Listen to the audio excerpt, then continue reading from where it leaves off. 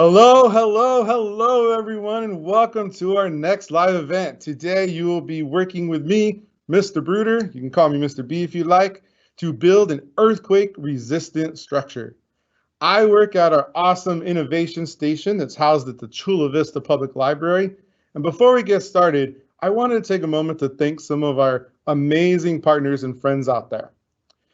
Qualcomm Think-A-Bit Lab, the Chula Vista Elementary School District, the City of Chula Vista, and the amazing Chula Vista Public Library. Without them, we couldn't make any of this happen, and especially the Chula Vista Public Library, where we call home. Now, I want to introduce to you a few people that are working behind the scenes, our moderators who will be answering questions and things like that in the background. We have Mrs. Bystract. You might know her from a previous event. She's our teacher at the Hydro Station. We also have Mrs. Quiroz, our teacher at the Living Coast Discovery Center, and we have Mrs. Hughes, our teacher at the Energy Station. So, as we get started, I want to remind you guys of something. Make sure to listen closely throughout our event because we're going to play a Kahoot game at the end. I have a pretty strong feeling that a lot of those questions are going to come from some of the things you see in our presentation here. So, earthquakes. If you've ever experienced an earthquake, I want you to go ahead and like the post that you're going to see in our Q&A here. I know I've been through quite a few of them myself. So with that said, let's take a look at what it means to be a scientist and an engineer. Because today you are taking on the role of an engineer. But our work as engineers is not possible without the work of a scientist first. So what do scientists do? They ask questions. They make observations. They collect information. And they take all that and they use evidence to create models and explanations of why things happen or why things work the way they do. And then they test those claims out based on the evidence that they have. And because of their work, we can be engineers today. Because as engineers, we're going to collect information. And one of the things about engineers is we love to solve problems. So we try to identify possible solutions to a problem. And then, I think the most fun part, is we get to develop models and prototypes that we can test, that we can analyze, and we can improve, which is all part of the engineering design process. Speaking of the engineering design process, no matter what type of engineer you are, you use the engineering design process. And right there in the middle of that chart, you will see where it says problem and solution. And we'll talk about what our problem is in just a moment here. And we're also going to take a journey through each of those stages that you see on the screen right now, from ask to imagine to plan to create and improve. So what is our problem? We want to try to minimize the destructive effects of an earthquake, kind of like you see there in the picture. How are we going to do that? By addressing it with the solution or the engineering challenge. We want to design an earthquake-resistant structure. So that's the challenge that we're going to take on together today. I hope you guys are excited to do it. But before we can do it, we need to learn a bit more about the science behind it. So I want to share a video with you about what earthquakes are and what causes them. So check this out.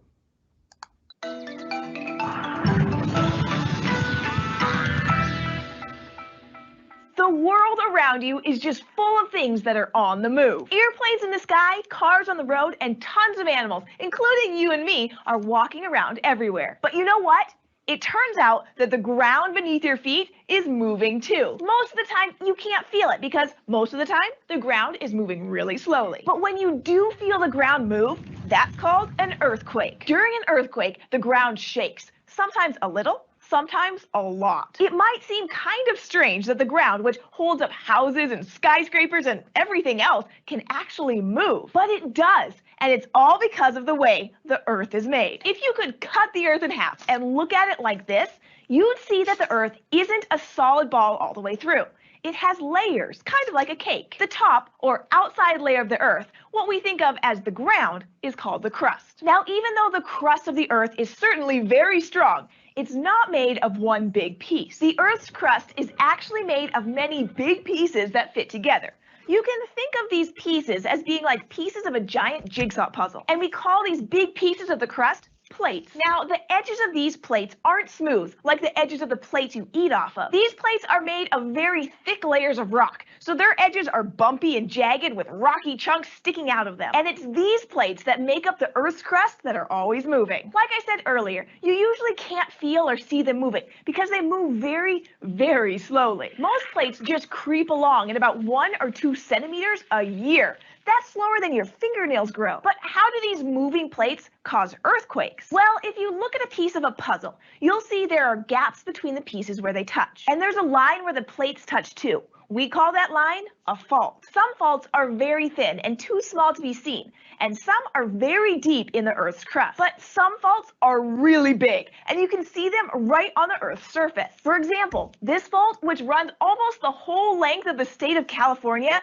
is more than 1,000 kilometers long. And faults are where most earthquakes happen. As the plates of Earth's crust move past each other at a fault, their jagged edges sometimes bump into one another. And when this happens, the ground above the plates and anything on the ground shakes.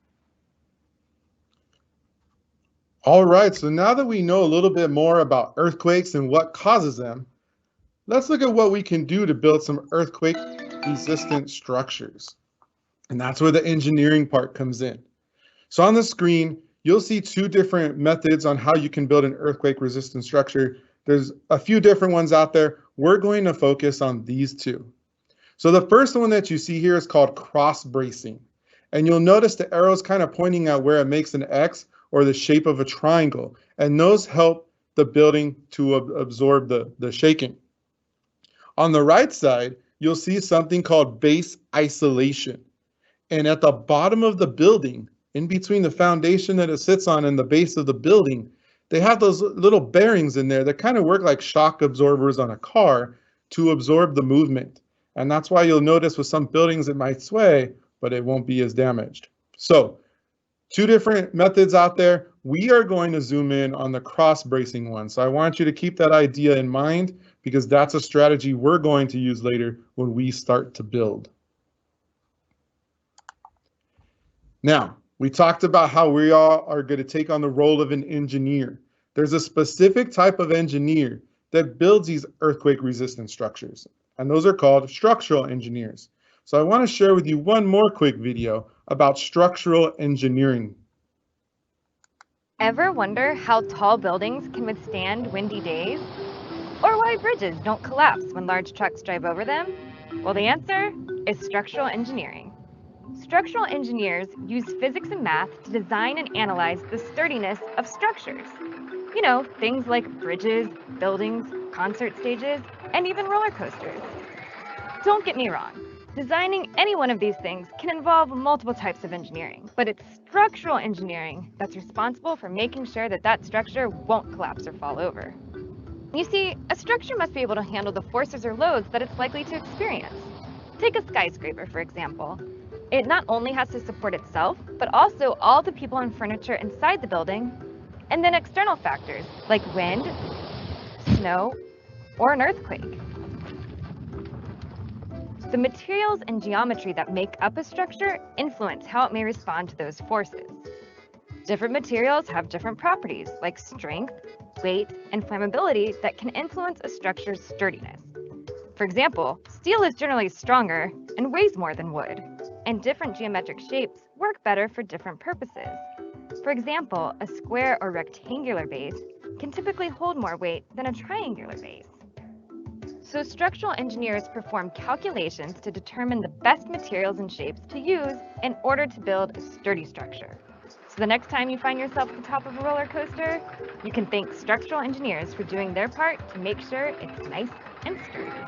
Ever wonder how tall? So that's what structural engineers do. That's what we are going to do together. So now that we know a little bit more about the structural engineering behind it, Let's review our problem solution one more time. Our problem or our want and need is that we want to minimize the destructive effects of an earthquake. And that solution is we are going to design and build an earthquake-resistant structure. Now, the first stage of the process, ask. This is where we think of all kinds of questions that we may have. And feel free, as you have questions, to go ahead and post them in the Q&A, and our moderators and I will try to answer some of them for you. But I will tell you this, usually we have lots of questions about certain constraints that engineers have to work under. And two of the most common constraints are time and materials. So as far as time, within the time we have here together in our session, we're going to build a basic structure, but you can totally on your own time kind of step that up and add more and more layers to it and see what you're able to build. As far as materials, you'll see a chart on the screen here, and it's kind of separated into must-haves and may-haves. So what we must have to make this work is some kind of small box. A shoe box would work, but also a regular box will work as well. Marbles, that's going to be for something later called a shake table. It's how we test it. If you don't have marbles, there's other things that you can substitute it for. And once I show you, I think you'll be able to figure out some of those things. Scissors, definitely a must. We're going to need to be able to cut some of that small box up. And tape, we're not going to need a whole lot of it, but we are going to need a few pieces. The one that you see over in the may have are rubber bands. That's kind of a second level that you could do with your shake table later on. You'll see what I'm talking about when I show that to you. But we don't necessarily need those, since we're going to do it with another setup. At the bottom of this chart, you see some either or type things. To build our actual structure, we're going to either need toothpicks or dry spaghetti noodles. You don't need both, you just need one. Just so you know, as you see me build today, I'm going to be using toothpicks. On the right, you also see two other choices, marshmallows or modeling clay. Either one will work. Today, you're going to see me working with marshmallows. Things like Play-Doh type stuff will work as well. But again, I'm going to be using toothpicks and marshmallows. So remember, if you have questions, feel free to post them in the Q&A so that our team can answer some of those for you. Now, the next stage in the process is imagining and then planning. So we have a few different ways that we could design this here. And we have some pictures that we see on screen. The first one, where it looks like red straws and blue modeling clay. Let's look at the structure there. I notice it has a square base. And I think they said that in the video too. But it also has that cross basing, that triangular shaped sides. The one on the bottom I see is more cube shaped. It has that square base. I also see it's kind of leaning a little bit. So I don't know if that's going to be the strongest one.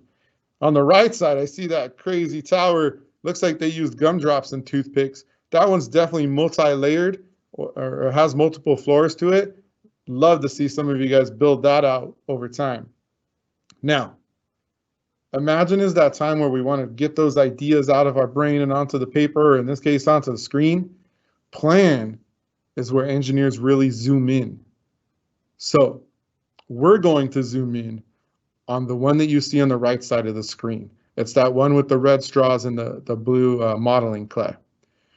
We're going to use some different items, but we're going to use that design. So you're going to build that one with me right here today.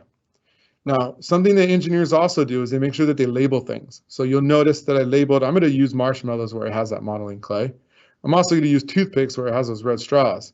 And I'm going to use a little bit of tape. I'm not going to go crazy with my tape and tape the whole thing down, but I am going to attach it to the base a little bit. So at this point, we've asked questions. We've imagined some possible ways to build it. And now we have a plan on what we're going to build. So what's the next stage in the process? You got it. Create. Let's go ahead and build. So I'm going to switch over to my document camera so that you can see me build. Mrs. Bostrak, while I'm doing that, do we have any questions from the attendees? Sure, Mr. Bruder, we have a couple questions, but before we ask those questions, I noticed a lot of students have experienced or felt earthquakes before, which I think is pretty interesting, especially living here in California. Many of us have probably felt that. But we do have some great questions here. It looks like we have Sadie. Sadie is asking, when earthquakes happen, does it happen all over the world, or does it just happen in the area that it started? That's a great question. And if you remember from that video, it talked about fault lines. Most earthquakes happen along those fault lines. There's some different situations around the world. But if we have one here in California, you'll feel it for a certain distance, but you wouldn't necessarily feel it over in Europe or somewhere like that. Great question. Great. We also have Darren is asking, how do they find out what material to use to make the structures with? How do they find out what materials they should use? Well, as far as the materials that we use, that chart would be the best way. If you're talking about actual engineers that are building it, they go through that whole testing process. They try different things to see which ones work best. Definitely. It might be based on cost and what's available as well, right? Yes. The constraints that the engineers have as well. Yes. Well, it looks like we are ready to go ahead and build. So let's go ahead and get started, Mr. Bruder. All right, let's do it. So first thing I have is a cardboard box. Now mine is actually a shoebox you can see here. So that is going to be something that I use for the shake table. Now we're not going to build the shake table quite yet, but I wanted you to know that that's an important part of it. What we're going to do now is start building our structure. So I have some items ready. I have some toothpicks. I have some marshmallows, and that's what we're going to start with. Now, I think I'm going to do a couple different ones. So do this with me. We're going to start with putting out 4 toothpicks in a square base. So make sure that you're doing that. And then we're going to take 4 marshmallows, 1 to represent each corner, and then we're going to use that to connect. Remember, a square base was one of the things that was recommended. So as I connect those, get that one ready.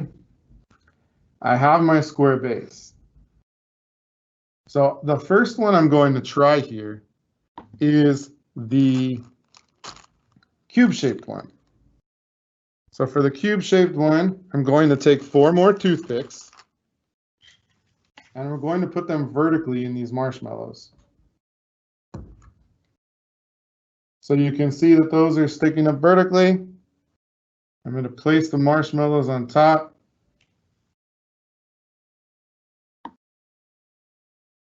Now, one of the things I'm noticing, I don't know if you're noticing it, Mrs. Backstrack, is they're starting to lean.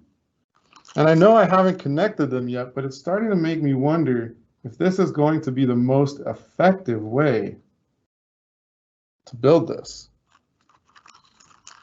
Yeah, I'm not quite sure about that structure there, Mr. Bruder, or that method that you're using.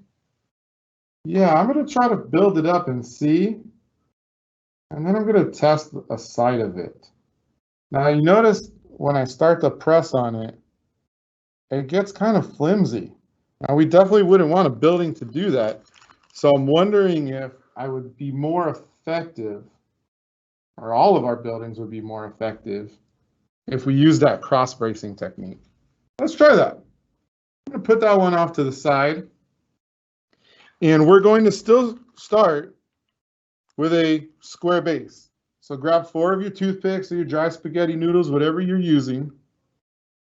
Kind of set up that square. And our base is going to be set up just like the previous one.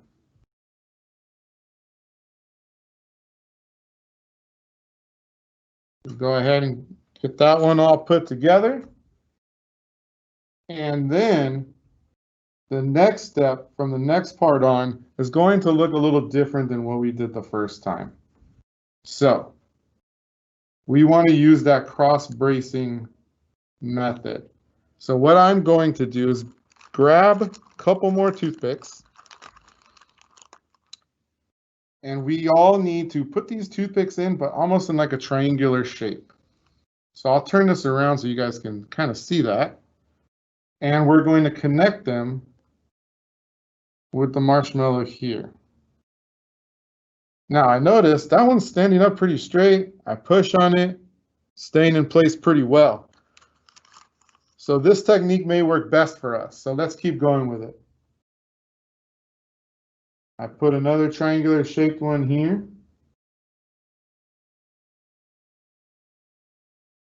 And finish the other two sides. Mrs. Bystruck, I have to tell you, the more and more I use these marshmallows, the more and more I'm starting to crave s'mores. Yeah, Mr. Bruder, we have to remind our attendees out there as they're building this project to make sure they don't eat part of their project as they're making it. That's right. Graham crackers and chocolate was not on the supply list. All right, so I'm putting together the last side over here. And these triangular shaped sides are starting to look like they might be a little sturdier, aren't they? So let's connect these using the toothpicks. Now, the one that we're building together right now, we're just going to do like a one-story building. But afterwards, if you have enough materials, feel free to keep building and building and building and doing more with it. And try to make one of those multi-floored ones like you saw with the gumdrops. Now, I have two different structures. Not so sure about this one. This one, that one seems pretty strong.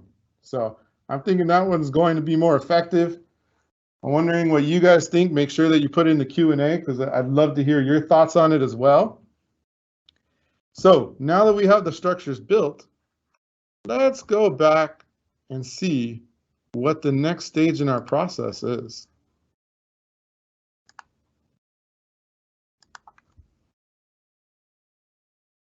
It's testing. We need to test our design. So how are we going to test our design? I kind of gave it away earlier and I said a little bit about how we're going to use what's called a shake table. So if you're wondering what is a shake table, that's a really good question. Let's check it out. This is an actual shake table. As you can tell, it's an outdoor shake table at UCSD, or the University of California, San Diego, not too far up the road from us in La Jolla. So check out this video to learn more about a shake table and how they use it.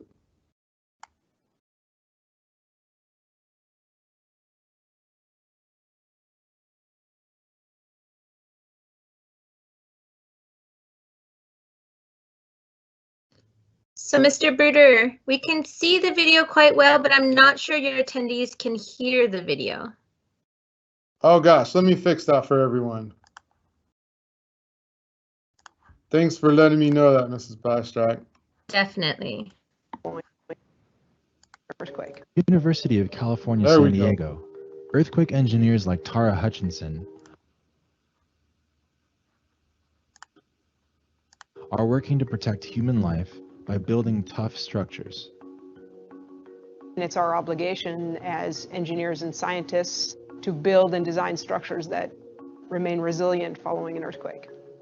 What is Tara's main tool for studying earthquakes? The world's largest outdoor shake table. It's as if we're making an appointment with an earthquake. Tara and her team are able to control and accurately measure the forces imposed on this full-scale, 6-story structure. We've placed about 250 analog sensors throughout the building. We also placed digital video cameras throughout the test building so we could monitor the main structural components and the local connections. These are things we don't see when a real earthquake occurs. Drones are also deployed to gather rich data sets before, during, and after a test quake. Once all the data gathering tools are in place, it's time to see if this cold-formed steel can withstand a significant earthquake.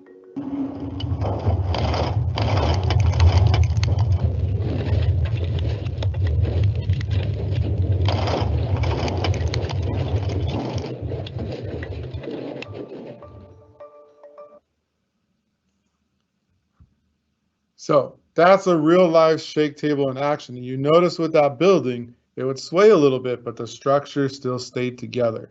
And that's going to be the goal with our shake table as well. At the University of California. So let's go back to my document camera.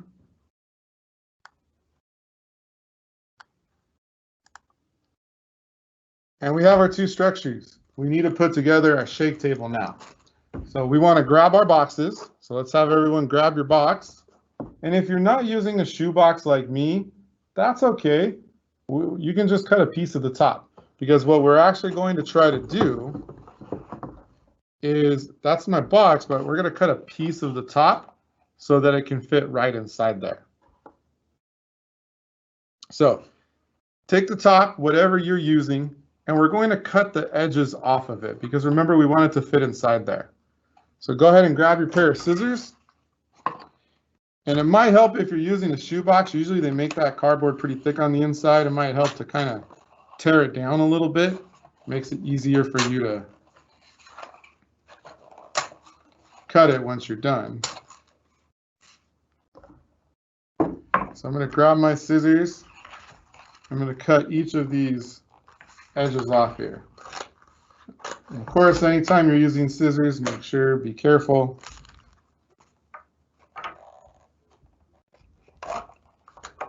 Mr. Bruder, as you're cutting this box, one of our friends out there wants to know if they can use a Tupperware instead of a shoebox for the container. That's a good question. So you could definitely use a Tupperware container. You wouldn't cut the plastic top off of it, but you would have to find something that would fit inside the Tupperware container so that we could use the shake table. So basically, think of like a smaller top. So like if you have a bunch of different size Tupperware, find one with a smaller top, and that will work too. Any other questions regarding that, Mrs. Bystrack? So not about materials, but we do have some friends who may have come on just a moment or two later. And some friends are asking out there, we have Livia asking, why do we have earthquakes? Oh, great question. Yeah, we had a great video that we shared about how when plates move, or they're actually called tectonic plates, and the different ways that they move and how that affects the land. Now, I want to go back to our box. You can see I cut the lid, but it's not fitting inside. So what I need to do is go around the edge and probably cut about an inch off, because I do want it to set inside there. So you should also do the same. So let's do that. Whatever it is that you're working with. Sometimes this cardboard can be a little tough to cut through.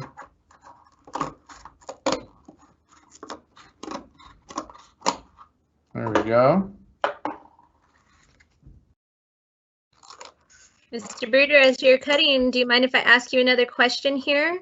No, that'd be great. So we have Camille, and she's asking, what makes buildings earthquake resistant? What makes them earthquake resistant? That's a great question. So it's built in a certain way so that it can absorb the shaking or the moving that an earthquake causes. So that if you remember earlier, we talked about cross bracing, using methods like that, or the base isolation, basically using one of those methods that help a building to absorb the shaking rather than fall apart. That's what makes it earthquake resistant. Now, I was able to get that in there, so it looks like we're all good. Maybe I'll trim a little piece off of it just to make it fit in a little smoother. And my shake table, if you remember earlier, I mentioned that we would be using some marbles, or that we may be using rubber bands. Now, I'm going to use marbles, but I wanted to show you something. If you wanted to suspend it, kind of like hang it, what you can do is you could take something like a hole puncher, and you can punch holes in each corner, and then punch holes here, and you can hang it or suspend it with rubber bands right above the marbles. So let me get my marbles out. I'm going to dump my marbles in here. And if you don't have enough marbles to fill a whole box, don't worry about it. We just need enough to help create the movement. Now, I have this piece here that I'm going to put in. Before I do that, I want to put my structures on that base. I'm going to take my structures and put them on here. And I mentioned earlier that we would use a little bit of tape. I'm going to just take a small piece to help secure it there. Don't take a whole ton of tape. And we are just about ready to simulate an earthquake with our shake table. So I'm going to put this in here. And if you've experienced an earthquake before, there's different levels of earthquakes. There's low-level ones or medium-level ones or really intense ones. So we're going to start with some minimal shaking. So you can see my structures are doing pretty good. This one's still looking a little crooked there. If I do a more moderate or medium strength,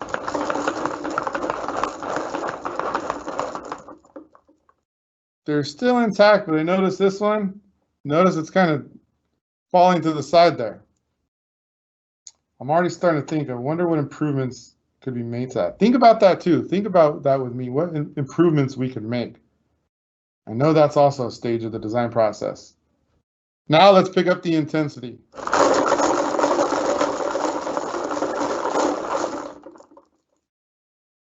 All right, what observations can we make now?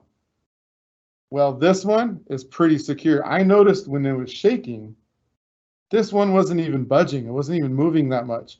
This one, while it didn't fall apart, it was definitely going back and forth quite a bit. So both seemed to work in that they didn't fall apart, but this one seemed pretty solid. So thinking about what we can do to improve. If you have ideas on how you can improve it, we'd love to hear it. So go ahead and put it in the Q&A. I'm going to go ahead and switch back to our slides. Mr. Bruder, as you're switching here, we have a question from Olivia, and she was asking, what shape is the strongest base for a building? Throughout the videos and in our trials that we did, we used a square base. So when you're building these, I would recommend using a square base. Great, thank you. Thank you. All right, the final stage in the process, improve. What would you do to improve your design? And we were thinking about that already, even as we were testing it, which is what a great engineer does. So as you think about what you would do to improve your design, make sure to put that in our Q&A so that we can share them a little bit later. Speaking of sharing, Mrs. Bystrak, do you know what time it is? I imagine it is time for a Kahoot. Yes, it's Kahoot time. It's time for the Kahoot game. Now, before you get ready to open it, let me share a few things with you. If you've been with us before for one of our sessions, you probably know what we're going to say. If you haven't, please listen carefully. Don't close this tab or the window that you see me in. You're going to need to still see my screen to make this work. Open a separate window, not a separate tab, a separate window that you'll be able to open the Kahoot game in, and then you can play with the sizes. You can have my screen on one side and then your Kahoot on the other one. So how can you join? You can go to kahoot.it or you can use the Kahoot app. If you have another device handy like a phone or a tablet, you can also join that way too. So our game pin is right down there. It's 904-1329. And our moderators are putting that in the chat for you too. Because I'm going to switch away to what we've all been waiting for, the Kahoot game. So, Mr. Bruder, before our Kahoot game starts, we have a few friends out there, such as Natalia, and she's talking about some of the improvements that she's going to make. She's saying that she's going to try putting more toothpicks to make her structure a little more stable. Oh, that's a great idea. Yeah, that's a great idea, Natalia. Yeah, so Natalia's going to do that. It looks like some of our other friends are out there are talking about how they're going to build it a little bit higher and they're going to go taller, build more stories to their structures, and then they're going to test it and see what happens with those structures the higher they go. Yeah, I definitely encourage you to build these higher and higher. As you know, many of the tall buildings, like some of the examples I showed you earlier, they're much higher than 1 story. So take these and keep building on it. Great, great. Let's see if we have any more improvements out there. We have some friends talking. Christina is saying that she's going to use larger marshmallows. Oh, okay. So something to use think about if you're using larger marshmallows is you'll definitely be able to connect more things to it, but the larger marshmallow might be a little bit heavier. So consider that as you're building because it might affect what you use. That's great. That might go with one of our next friends here who's also saying that they might use larger sticks like popsicle sticks. Yes, as a matter of fact, I would combine those two. If you're using the larger marshmallows, popsicle sticks might be a better solution to use instead of toothpicks. But you know what? That's what engineers do. They test things out. Try both. See which one works. Definitely. Hopefully that friend isn't trying to eat a bunch of popsicles right now to get started on that project. Now I went from craving s'mores to popsicles. Thanks, Mrs. Bystrike. Yes, yes. I think after this live event, we all deserve a great dessert with some of these items we've talked about today. Yeah, that would be awesome. I actually remember you teaching us how to make a pretty cool dessert. That's right. So we have some other friends here. We have Josiah saying some of his improvements are going to be, he's going to put more tape to keep it stable. And then we also have another friend who said they're going to figure out a way to add some more support beams in there in some way. I love it. So many great ideas, so many great engineers out there. Yeah, there are. And I'm glad to see a lot of these friends are starting to log into Kahoot. We're getting pretty close to our numbers to be able to start the game here. Let me just see if there was a couple questions, again, kind of asking about materials that structural engineers might decide on. And Samuel's asking, do they have a powerful material to protect from an earthquake? So there's all kinds of different materials. If you notice in that shake table, that building used various materials and they go through different testing phases. So yes, there are some materials out there. I would encourage you to research and learn more about them. Great, thank you. Thank you for that. I think we have another question here. Let's see, our friend Charlie out there is asking, how strong would metal be against an earthquake? So steel is one of the items that could be used for those buildings as well. It's a specific type of steel. So those definitely help with making it earthquake resistant. And I think what we're learning from you is that the way that you place those materials, right? Using those certain techniques or methods to be able to place those materials in a certain way to make it stronger. Definitely. That cross bracing method is one that is very well used. You'll probably notice it in bridges as well. Bridges as well. And that's right. That brings up a good point that with some of the structures you're making, some friends might be building up and building tall structures, but friends could also go in different ways and build other kinds of structures using this technique as well. Oh, yeah, definitely. Great. Well, Mr. Bruder, I believe we're ready to start our Kahoot. All right. All right, let's do this. I see a whole lot of friends in there. Let's get started. Building an earthquake-resistant structure. 3, 2, 1. What is the name of the outermost layer of the Earth? Is it red triangle mantle, blue diamond crust, yellow circle inner core, or green square outer core? And I remember this from that first video that we watched to learn about what causes earthquakes. Again, it's red triangle mantle, blue diamond crust, yellow circle inner core, green square, outer core. So you have about 30 seconds left to get your answers in. I see a whole bunch of them coming in. And like I said, we talked about this a little bit in that video. So I'll repeat the question one more time for those of you still waiting. What is the name of the outermost layer of the Earth? Red triangle mantle, blue diamond crust, yellow circle inner core, green square outer core. Let's see what everyone thinks. Looks like a lot of people answered crust, and you are correct. Let's check out our leaderboard. Looks like Honest Snail's in first place, Golden Puffin's not too far behind, and neither is Mystery Shark, Wise Wallaby, and Dazzled Deer. Let's go on to question number 2. What type of engineer designs earthquake-resistant structures? Is it Red Triangle, a chemical engineer? Is it Blue Diamond, an environmental engineer? Is it Yellow Circle, a structural engineer? Or Green Square, a mechanical engineer? So again, our question is, what type of engineer designs earthquake-resistant structures? I'll give you a hint, it's not a Lego person. Red Triangle, chemical engineer. Blue Diamond, environmental engineer. Yellow Circle, structural engineer. Green Square, mechanical engineer. Looks like a whole lot of responses are coming in.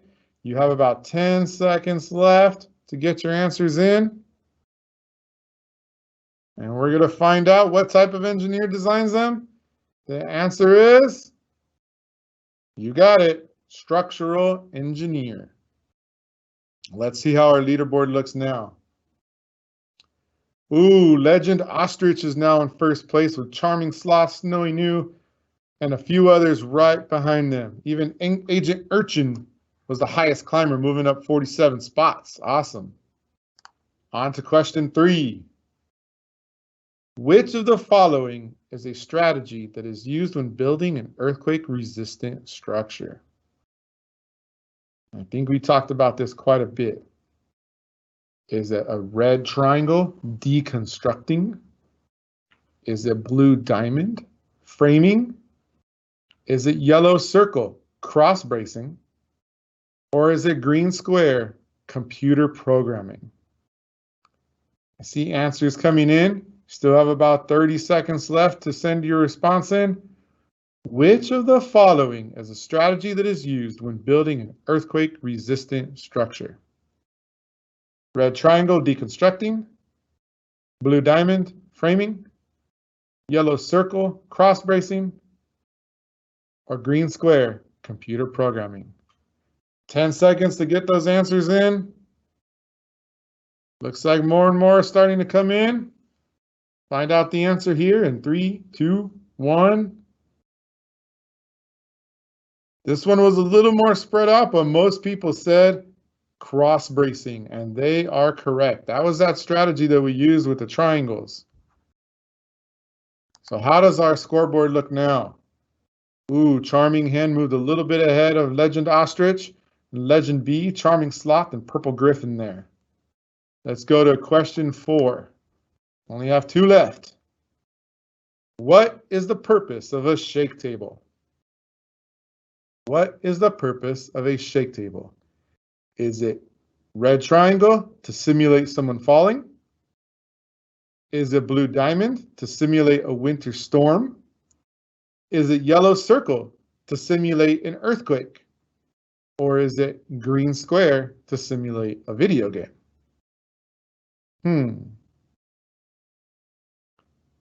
I'll repeat the question one more time.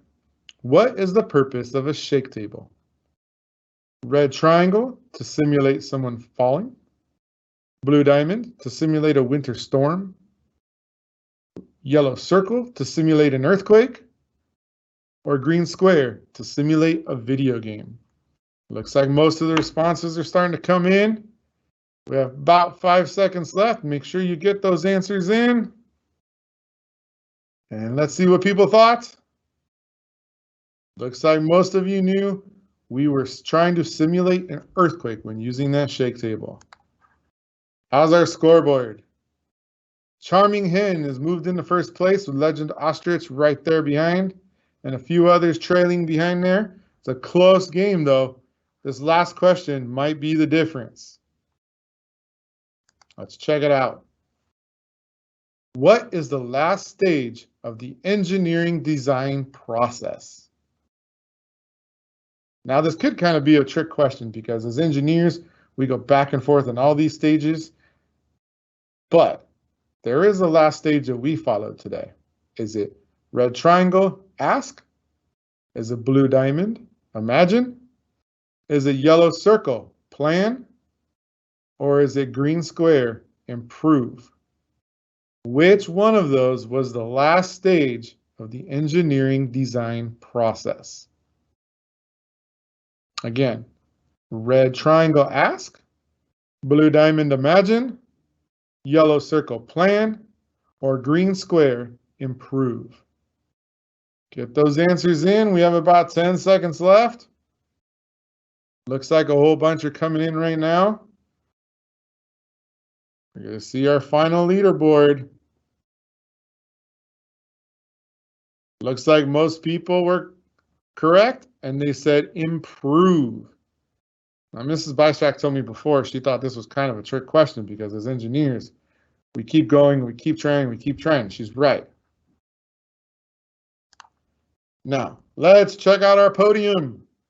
In third place, 5 out of 5, Legend B. In second place with 5 out of 5, Legend Ostrich. And on top of the leaderboard, at number 1, Rockstar Crab. And it looks like our runners-up are right there as well. Great job, everyone. Wow, Mrs. Bystrack, that was a close one. Pretty intense, these cahoots, right? They're getting pretty intense. Lots of fierce competition out there. Yeah, I was getting nervous. I wanted to try to answer those questions too. So I hope all of you enjoyed the Kahoot game. I wanted to review something with you really quickly. You all took on the role of an engineer today. You took on a problem of trying to minimize the destructiveness of an earthquake, and you designed an earthquake-resistant structure. And I hope you keep building and keep designing. And to help you out with that, I want you to check out our YouTube channel. Our moderators will post the link over in the Q&A. There's 2 things that I think you guys might like. The first one on the left is our Innovation Live events.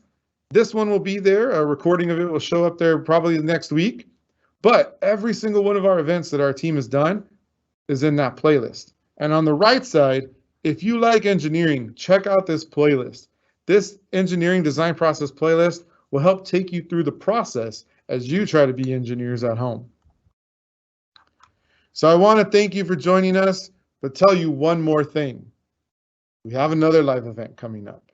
Snowy Science with Chemical Energy with the amazing, wonderful Mrs. Hughes from the Energy Station. One quick note I want you to notice, the date. We do these every Friday at 1 p.m., but we're taking next Friday off for the holiday. So Mrs. Hughes will be back with you Friday, December 4th at 1 p.m. I hope you enjoyed your engineering experience with us today, and I encourage you to join the next one. Have a great weekend, and we'll see you next time.